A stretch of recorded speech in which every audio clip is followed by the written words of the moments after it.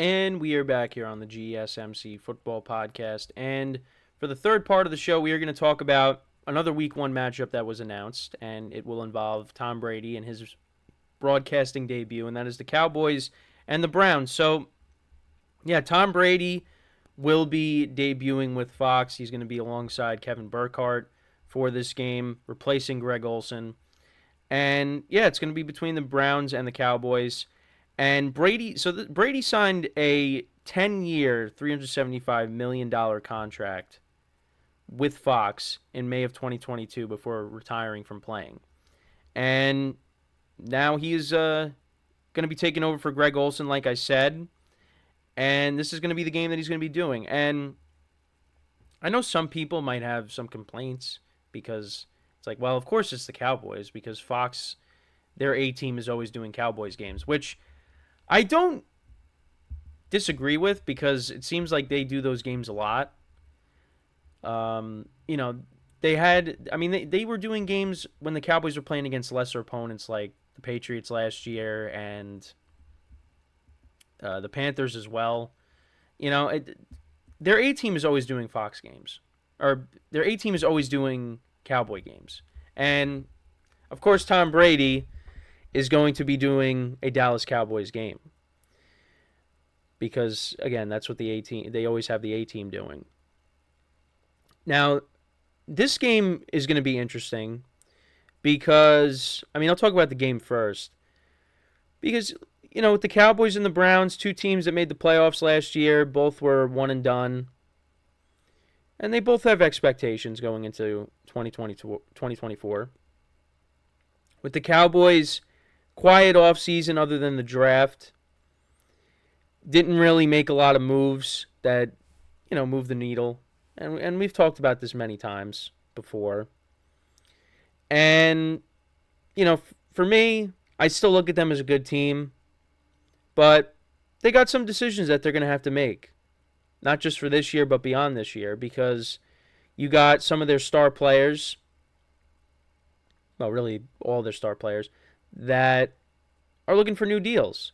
And it doesn't seem like they're going to keep everybody.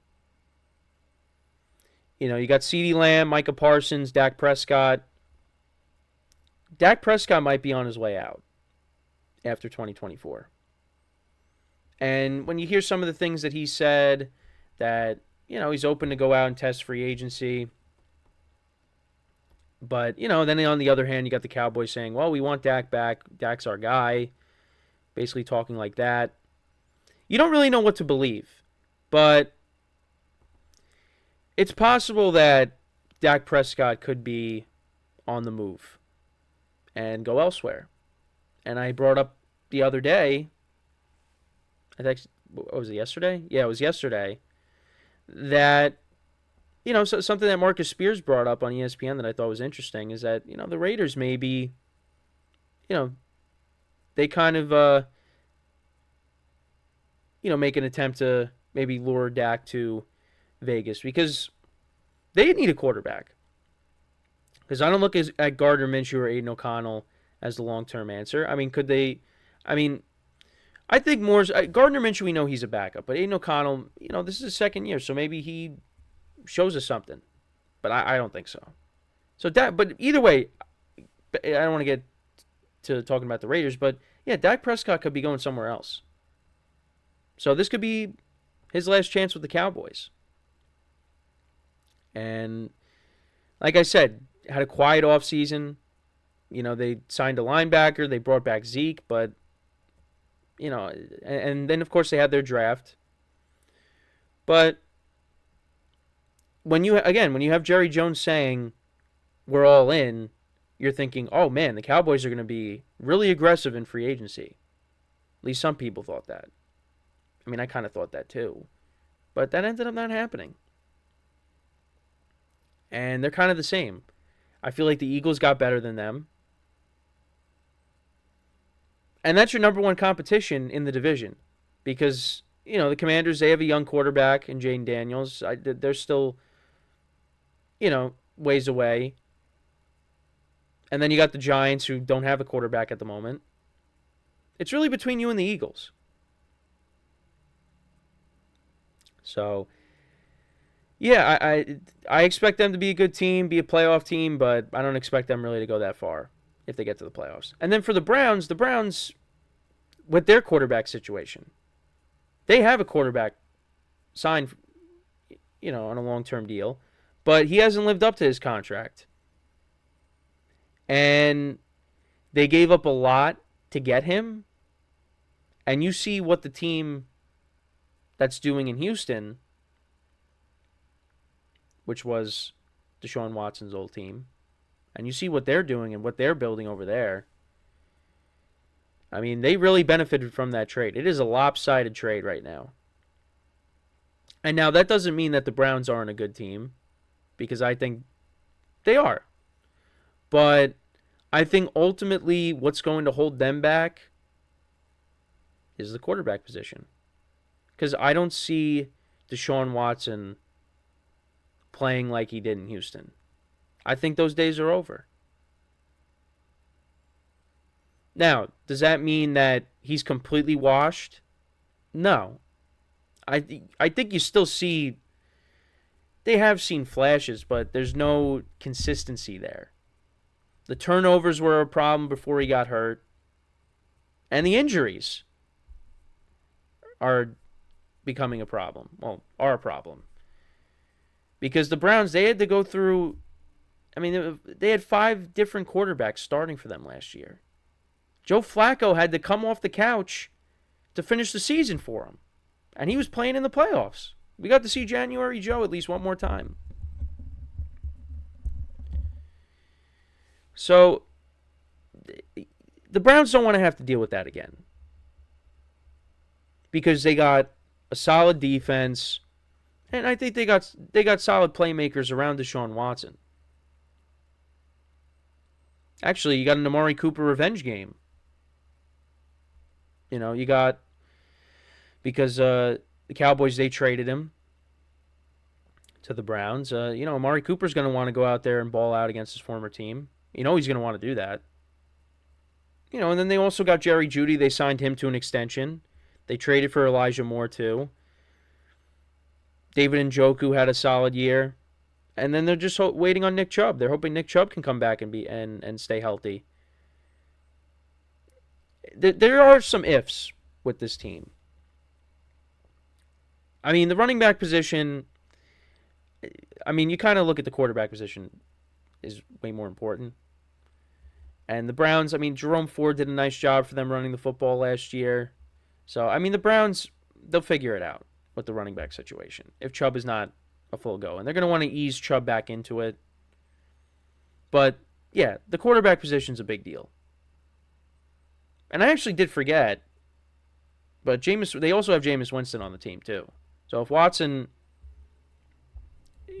can't play, if Watson gets hurt again, you got Jameis Winston. Now, I'm not saying Jameis Winston is going to, lead this team to a Super Bowl. But I think as a backup quarterback, I think that's a solid backup to have.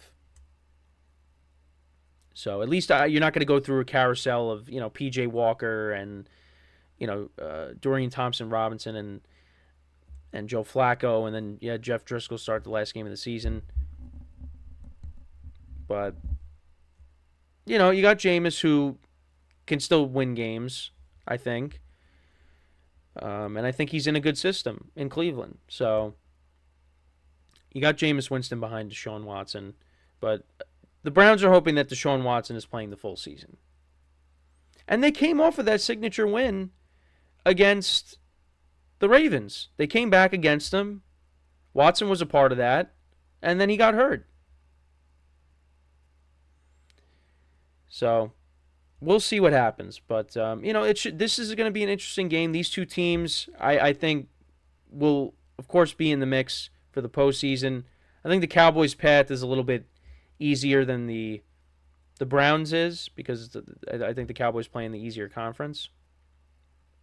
But also the Browns have a tough schedule. The AFC North, they have their strength of schedules. They got some tough schedules this year. So, but yeah, I kind of spent more time talking about the teams as opposed to Tom Brady. But with Brady, and him doing this game and just being a broadcaster now, I have no doubts on Brady's knowledge of the game. I think really I think people are just going to have to warm up to him being a commentator. I mean, I think he'll do okay, because he's an expert of the game. He's, I mean, he's an all-time greatest quarterback of all time in many people's eyes. And I think working alongside Kevin Burkhardt, who I think is a good broadcaster as well, I think he'll do fine. I think he'll do fine. I don't expect him to be like Tony Romo and, predict everything that's going to happen. But you know what? Brady knows a lot. And I think, he does a podcast as well. I think he'll be able to. I think he'll do all right. I think he'll do all right. So, but we'll see. I'm curious to see how that all plays out. So, let me know what you guys think. Brady, how do you think he's going to do broadcasting? Also, with this matchup between the Browns and the Cowboys, what are your thoughts from this game? Also, I mean, you got two defensive studs for these two teams. You got Micah Parsons and Myles Garrett as well in this game. So yeah, I mean that's a good game to start out the season, America's game of the week. So, but let me know what you guys think about the game, about Tom Brady broadcasting. Let me know in the comments. So when we come back from our third break of the show, we are gonna do now the NFC West rankings, and I'll kind of talk about the moves that were made for these teams and where I rank them. So that's what we will do when we come back from our third break of the show. So with that being said, stick around, and we'll be right back here on the GSMC Football Podcast.